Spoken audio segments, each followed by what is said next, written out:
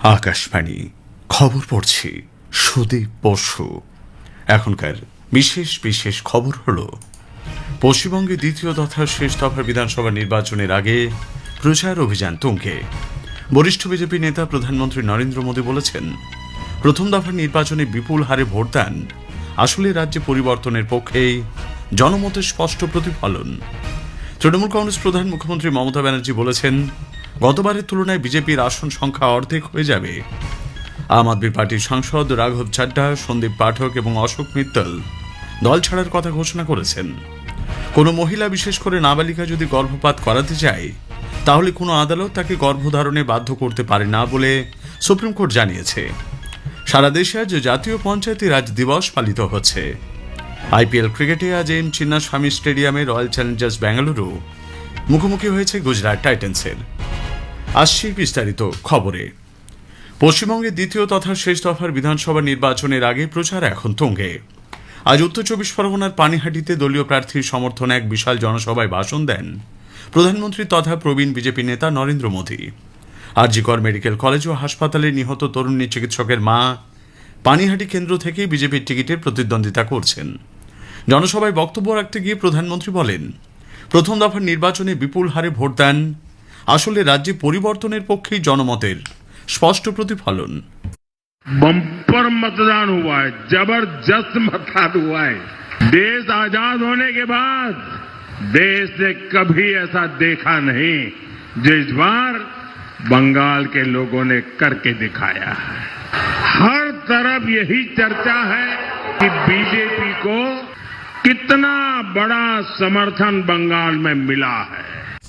শাসক দল তৃণমূল কংগ্রেসকে নারী বিরোধী আখ্যা দিয়ে তিনি অভিযোগ করেন যে রাজ্যে জঙ্গলরাজের কারণেই ওই তরুণী চিকিৎসককে মর্মান্তিকভাবে প্রাণ হারাতে হয়েছে। তিনি আজ দক্ষিণ চব্বিশ পরগনার বারুইপুরে এক নির্বাচনী জনসভায় অভিযোগ করেন যে শাসক দলের মদতে অনুপ্রবেশের কারণে রাজ্যে যুবকদের কর্মসংস্থানের জন্য ভিন রাজ্যে পাড়ি দিতে হচ্ছে। তিনি যাদবপুর বিশ্ববিদ্যালয়ের অচলাবস্থা এবং শিক্ষা ব্যবস্থায় অব্যবস্থাপনার জন্য রাজ্য সরকারের কড়া সমালোচনা করেন। বিজেপির অন্যতম শীর্ষ নেতা তথা কেন্দ্রীয় স্বরাষ্ট্রমন্ত্রী অমিত শাহ আজ উত্তর চব্বিশ পরগনার হিঙ্গলগঞ্জে এক নির্বাচনী জনসভা থেকে রাজ্যে সরকার গঠনের বিষয়ে দৃঢ় আত্মবিশ্বাস প্রকাশ করেছেন। প্রথম দফার ভোটের প্রেক্ষিতে তিনি দাবি করেন যে এই দফায় ভোটও 152টি আসনের মধ্যে বিজেপি প্রায় 110টিতে জয়ী হতে চলেছে। তৃণমূল কংগ্রেস প্রধান তথা মুখ্যমন্ত্রী মমতা ব্যানার্জি আজ হাওড়ায় এক নির্বাচনী জনসভা থেকে কেন্দ্রীয় সরকারের কাছে বকেয়া পাওনা নিয়ে ফের সরব হয়েছেন। তিনি অভিযোগ করেন যে কেন্দ্র পশ্চিমবঙ্গের প্রাপ্য প্রায় 2 লক্ষ কোটি টাকা আটকে রেখেছে। মুখ্যমন্ত্রী দাবি করেন তার নেতৃত্বে রাজ্য নিরাপদ হাতেই রয়েছে। বিজেপির উচিত বাংলার দিকে নজর না দিয়ে মণিপুর ও নয়ডার পরিস্থিতির দিকে মনোনিবেশ করা। গতবারের তুলনায় বিজেপির আসন সংখ্যা অর্ধেক হয়ে যাবে বলেও তিনি মন্তব্য করেন।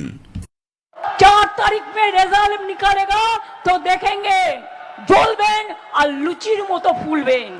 দেখে রাখুন, আমাদের যা মাইনাস জায়গাগুলো ছিল কালকে আমরা এগিয়ে গেছি। বিজেপি অনেক সিটে হারবে। এবারে মনে রাখবেন, যা সিট ছিল তার অর্ধেকও পাবে না।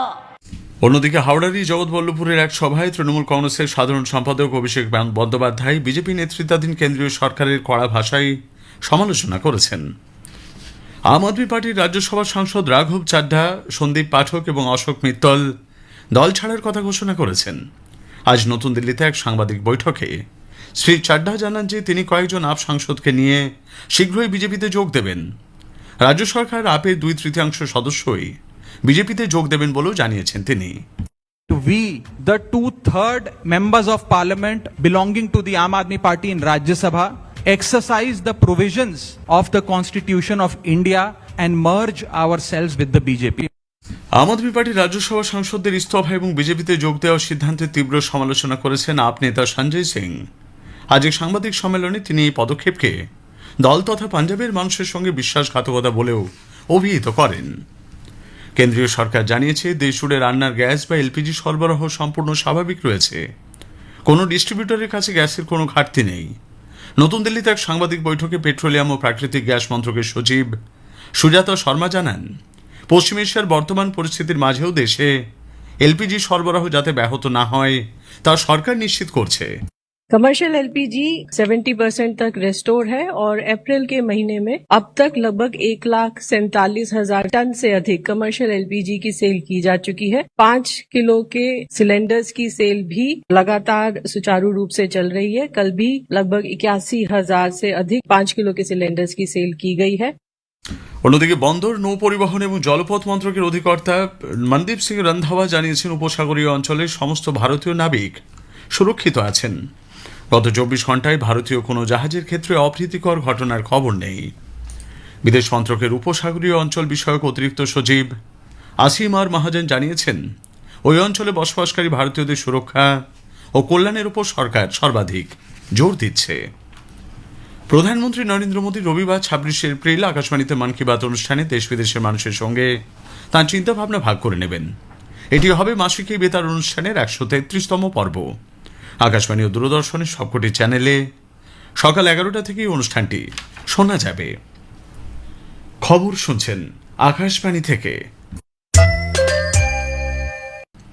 কোনো মহিলা, বিশেষ করে নাবালিকা যদি গর্ভপাত করাতে চায় তাহলে আদালত তাকে গর্ভধারণে বাধ্য করতে পারে না বলে সুপ্রিম কোর্ট জানিয়েছে।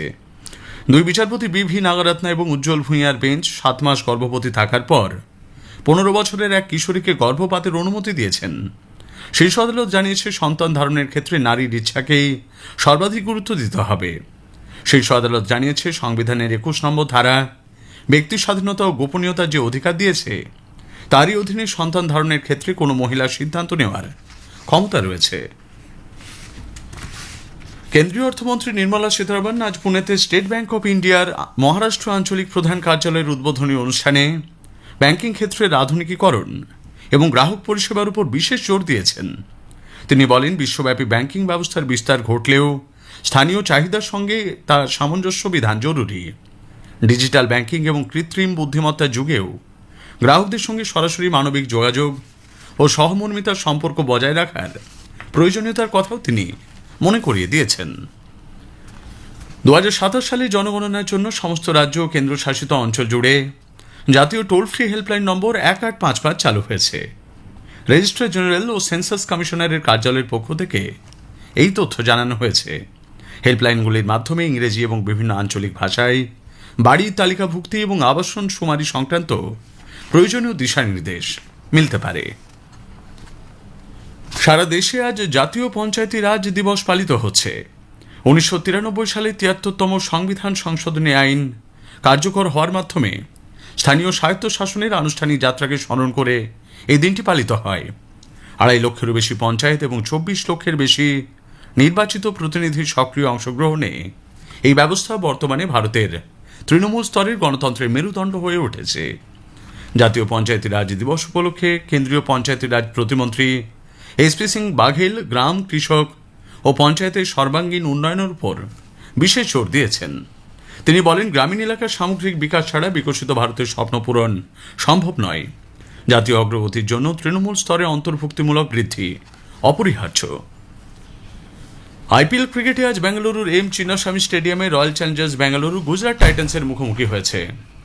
টসে জিতে বেঙ্গালুরু গুজরাটকে ব্যাট করতে পাঠিয়েছে। মিশরের কায়রোতে অনুষ্ঠিত আইএসএসএফ জুনিয়র শুটিং বিশ্বকাপে ভারতীয় শুটারদের আধিপত্য বজায় রয়েছে। আজ 10 মিটার এয়ার রাইফেল মিক্সড টিমে সম্ভাবী শ্রবণ ক্ষীরসাগর এবং দিব্যাংশু শৈলেন্দ্র দেবাঙ্গন সোনা জয় করেছেন। এই সাফল্যের হাত ধরে ভারত বর্তমানে পদক তালিকার শীর্ষে রয়েছে। ডেনমার্কের হরসেন্সে থমাস উবের কাপ ব্যাডমিন্টন প্রতিযোগিতায় আজ কানাডাকে 4-1 ব্যবধানে হারিয়ে দিয়েছে ভারত।